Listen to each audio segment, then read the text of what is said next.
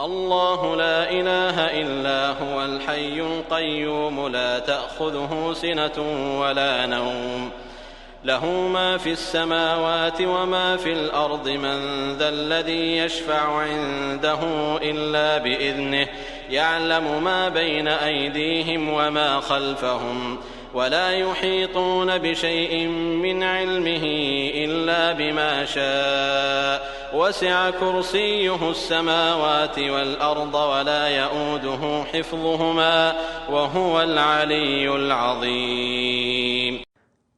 Тәүхиднең өченче төре — Тәүхид әл-әсма ва сифат. Тәүхид әл-әсма ва сифат — Аллаһны исем-сифатларында берләү. Тулы итеп әйтсәк, Аллаһ субханаһу ва тааля үзен үзе тасвирлаган һәм аның Расулы саллаллаһу алейхи ва саллям аны тасвирлаган исемнәр һәм сифатлар белән бу барлык сифатларны раслап һәм аларга капма каршы булган барыча нәрсәне инкар итеп, аны тасвирлау.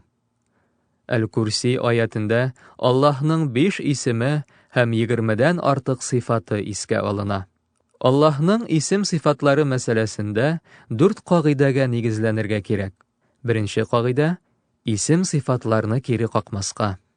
Икенче кагыйдә — исем-сифатларның мәгънәсен үзгәртмәскә. Өченче кагыйдә — исем-сифатларны нәрсәгә дә булса ошатмаска. Дүртенче кагыйдә — исем-сифатларга карата ничек дип сорау бирмәскә. Бу кагыйдәләр хакында без алда тәфсилләп сөйләшербез әле, иншааллаһ. Аллаһның исем-сифатларына иман китерү мөселман кешенең җанына һәм гыйбадәтенә бик нык тәэсир итә.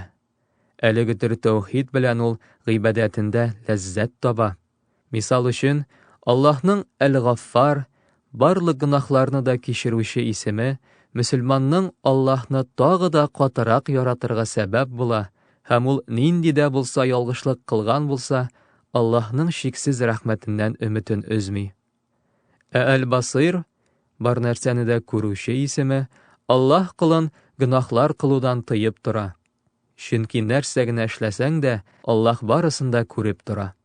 Аллаһны ни кадәр яратуыңа карап, Аллаһны аның исем-сифатлары аша тануыңа, белүеңә карап, синең тән белән кылына торган гамәлләрең дә җиңеләя. Шуңа күрә дә Аллаһка иң яхшы рәвештә пәйгамбәрләр гыйбадәт кылганнар.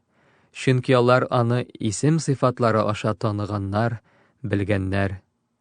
Бүгенге көндә тәүхид 3 төрле була дип сез диндә булмаган нәрсә сөйлисез, динебездә моңа бер дәлил дә юк дип сөйләүче кешеләр бар.